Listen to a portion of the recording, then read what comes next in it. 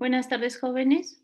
Vamos a revisar el día de hoy lo que es ósmosis. Ay,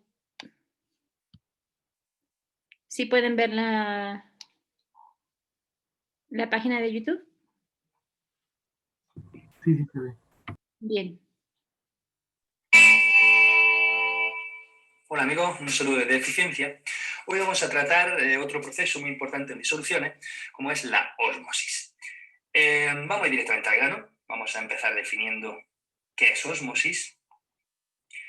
Y podemos decir que ósmosis es el paso de disolvente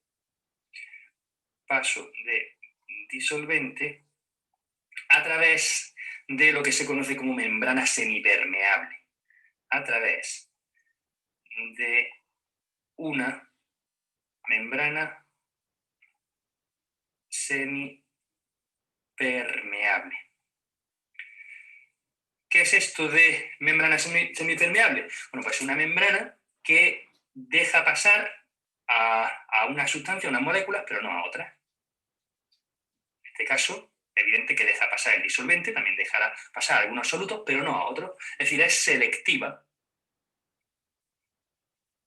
Y esa selección va a depender de diversos factores, pues como pueden ser el tamaño de poro, como si fuese una criba. En una criba o los granos mayores que el tamaño de poro no van a pasar, algo parecido. Y también puede depender de la afinidad química. ¿Qué significa esto?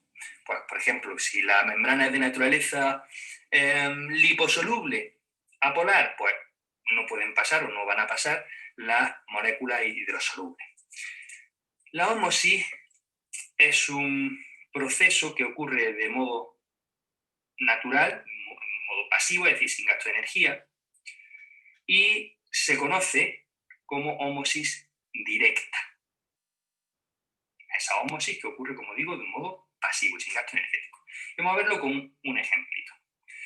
Vamos a suponer un pequeño tanque, un pequeño vaso, en el cual tenemos una membrana semipermeable que está separando dos partes. Una parte A y una parte B. Y llenamos con agua de río, es decir, tiene en disolución algunos solutos, pero no mucho, cada una de las dos partes.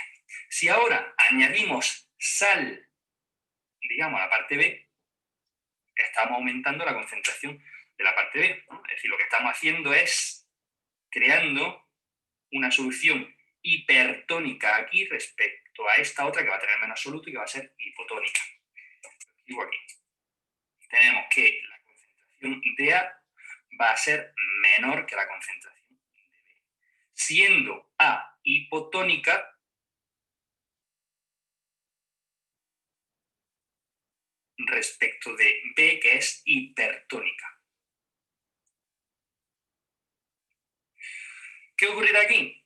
Pues un flujo, un paso del disolvente, es decir, del agua, en este caso, desde la hipotónica a la hipertónica para igualar concentración.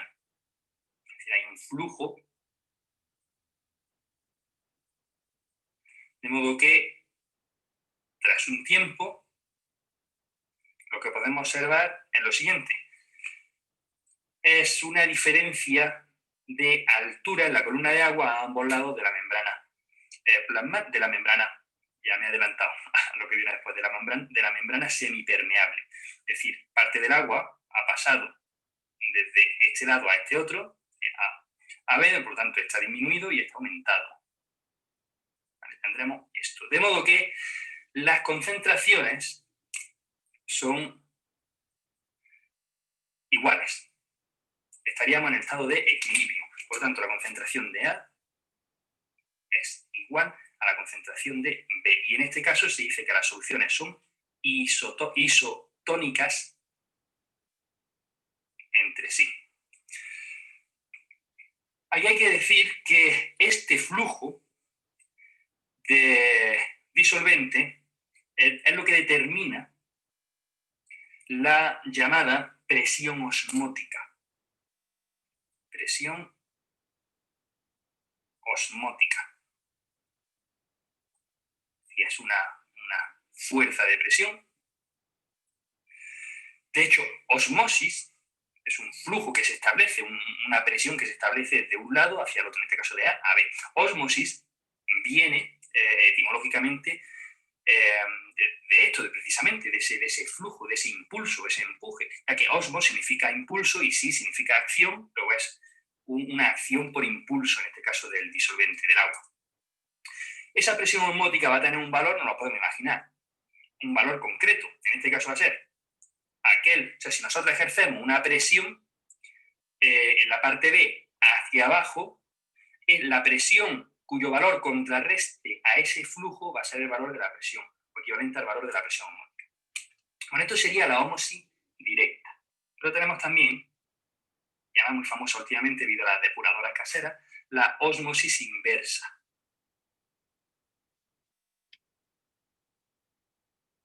Y la ósmosis inversa, si seguimos con nuestro ejemplo, vamos a retomarlo aquí, pues es la que ocurre al revés. En este caso no es pasiva, sino que hay una fuerza externa, es activa. Y eso por ahí no se va a ver, me parece. Voy a ponerlo por dentro. Es activa. Activa. Así se necesita gastar una energía para conseguirla, para que ocurra. Bien, teníamos este caso de aquí. Entonces tenemos una membrana semipermeable dividiendo estas dos columnas de agua. Y teníamos que la concentración, bueno, habíamos puesto este colorcito, la concentración de soluto era equivalente. Concentración isotónica. La concentración de A era igual que la concentración de B. Si nosotros ahora ejercemos una fuerza externa, una presión externa, que sea mayor que esa presión osmótica, que está haciendo que el agua, está impidiendo en este caso que esta columna caiga, esa presión osmótica. Entonces, si nosotros la obligamos a que caiga, este color, es decir, la presión externa es mayor que la presión osmótica, entonces tenemos el caso contrario. Tendríamos un flujo de agua de aquí a aquí obligado. No es natural, no es pasivo, es obligado, lo estamos forzando. Bien.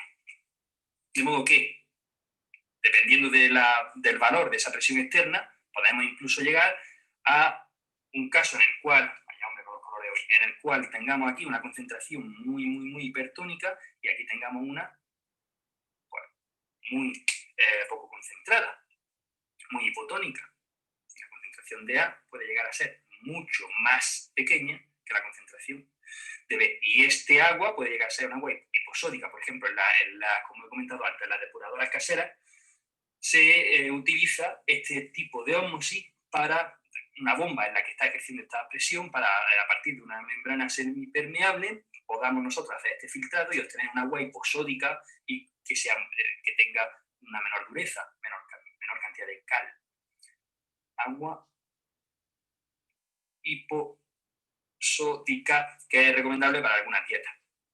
O simplemente por cambiarle el sabor al agua y que se queden aquí algunos iones no deseados. Bien, esto en cuanto a lo que es la química de la ósmosis. Sin embargo... Bien, jóvenes, voy a dejar de grabar.